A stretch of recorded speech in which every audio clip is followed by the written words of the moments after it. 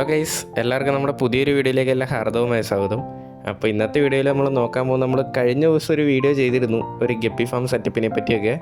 അപ്പോൾ അതെങ്ങനെ തുടങ്ങാമെന്നും അങ്ങനത്തെ കുറച്ച് കാര്യങ്ങളാണ് കഴിഞ്ഞ വീഡിയോ ചെയ്തത്. അപ്പോൾ അതിൻ്റെ ഒരു കണ്ടിന്യൂവേഷൻ പോലത്തെ ഒരു വീഡിയോ ആണ് നമ്മൾ ഇന്ന് ഉദ്ദേശിക്കുന്നത്. അപ്പോൾ നമ്മൾ കഴിഞ്ഞ വീഡിയോയിൽ കുറച്ച് ഗപ്പികൾ എടുത്തിട്ടുണ്ടായിരുന്നു. ഫുൾ റെഡ് വിഭാഗത്തിൽപ്പെട്ട ഗപ്പികളായിരുന്നു നമ്മൾ മേടിച്ചിട്ടുണ്ടായിരുന്നത്. അപ്പോൾ അതിൻ്റെ ഒരു അപ്ഡേഷനും കാര്യങ്ങളാണ് നമ്മൾ ഇന്നത്തെ വീഡിയോയിൽ നോക്കാൻ പോകുന്നത്. നമ്മളെ ഗപ്പികളെ മേടിച്ചുകൊണ്ട് വന്നിട്ട് ഏകദേശം ഒരാഴ്ചയൊക്കെ ആവുന്നുള്ളൂ. നമ്മൾ ജുവനൈൽ സൈസിലുള്ള ഗപ്പീസിനെയായിരുന്നു മേടിച്ചിട്ടുണ്ടായിരുന്നത്. അപ്പോൾ ഏകദേശം അതൊരു ബ്രീഡിങ് ടെൻഡൻസി ഒക്കെ കാണിച്ചപ്പം ഞാൻ ഒരു ബ്രീഡിംഗ് ബോക്സ് ഉണ്ടാക്കി വെച്ചാണ്. അപ്പോൾ ഈ ബ്രീഡിംഗ് ബോക്സ് എന്ന് പറഞ്ഞാൽ ഈ മാർക്കറ്റിൽ അവൈലബിൾ ആയിരിക്കുന്ന പേഴ്സ് നെറ്റിംഗ് കൊണ്ട് ഉണ്ടാക്കിയൊരു ബ്രീഡിംഗ് ബോക്സാണ്. അപ്പോൾ ഇപ്പോൾ തൽക്കാലം നമ്മുടെ പേരൻറ്റ് സ്റ്റോക്കിനെല്ലാം ഈ ഒരു ബ്രീഡിംഗ് ബോക്സിൻ്റെ അകത്താണ് ഇട്ടേക്കുന്നത്. അപ്പോൾ ഈ ആൽബിനോ വെറൈറ്റീസ് ഗപ്പികൾ വളർത്തുമ്പോൾ അതിൻ്റെ ഏറ്റവും വലിയ പ്രശ്നം എന്ന് പറഞ്ഞാൽ ഈ ഗപ്പികൾ ബ്രീഡ് ആയി കഴിഞ്ഞാൽ അപ്പോൾ തന്നെ കുഞ്ഞുങ്ങളെ മാക്സിമം കഴിക്കും. അപ്പോൾ അത് ഒഴിവാക്കാൻ വേണ്ടിയാണ് നമ്മളിങ്ങനെ ബ്രീഡിംഗ് ബോക്സുകൾക്ക് അത് ഇടുന്നത്. അപ്പോൾ ഇങ്ങനത്തെ സാഹചര്യത്തിൽ കുഞ്ഞുങ്ങളുണ്ടായി കഴിഞ്ഞാൽ അപ്പോൾ തന്നെ ആ ബ്രീഡിംഗ് ബോക്സിൻ്റെ ഗ്യാപ്പിൽ കൂടെ പുറത്തോട്ട് പോകും. അങ്ങനെ നമുക്ക് മാക്സിമം കുഞ്ഞുങ്ങളെ കിട്ടാനും പറ്റും. ഇനി എന്തെങ്കിലും കാരണവശാൽ അങ്ങനെ രക്ഷപ്പെടാൻ പറ്റാത്ത കുഞ്ഞുങ്ങളെ സേവ് ചെയ്യാൻ വേണ്ടിയാണ് നമ്മൾ ആ ഫോക്സ് ടെയിൽ അതിൻ്റെ അകത്ത് ഇട്ടിരിക്കുന്നത്. അപ്പോൾ ഈ ചെടികളുടെ തണ്ടിൻ്റെ ഇടയ്ക്കും കയറുന്ന കുഞ്ഞുങ്ങൾ മാക്സിമം രക്ഷപ്പെട്ടോളും. അങ്ങനെ നമ്മൾ രാവിലെ ഗപ്പികൾക്ക് ഫുഡ് കൊടുക്കാൻ വന്നപ്പോഴാണ് നമ്മുടെ കുറച്ച് കുഞ്ഞുങ്ങൾ ടാങ്കിൻ്റെ അകത്തോടെ നടക്കണം കണ്ടത്. അപ്പോൾ നമ്മുടെ ഏതൊരു ഗപ്പി ബ്രീഡായിട്ടുണ്ട്.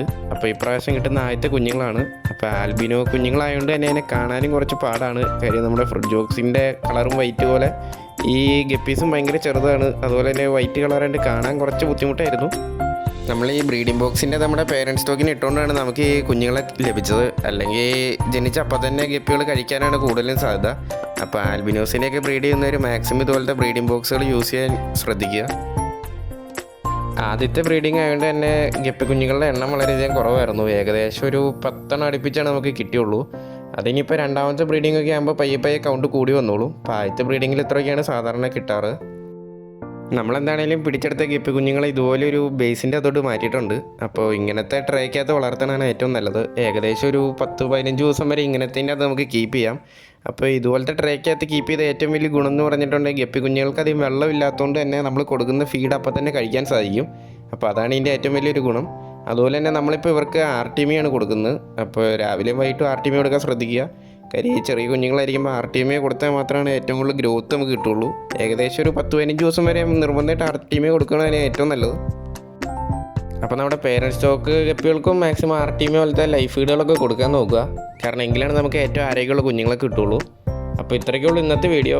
നമ്മൾ കഴിഞ്ഞൊരു വീഡിയോയുടെ അപ്ഡേഷൻ വീഡിയോ ആയിരുന്നു ഉദ്ദേശിച്ചത്. അപ്പോൾ നിങ്ങളുടെ വിലയേറിയ അഭിപ്രായങ്ങൾ കമൻറ്റ് ചെയ്യുക. അതുപോലെ തന്നെ നമ്മുടെ ചാനൽ സബ്സ്ക്രൈബ് ചെയ്യാത്ത എല്ലാവരും ഒന്ന് സബ്സ്ക്രൈബ് കൂടി ചെയ്യുക.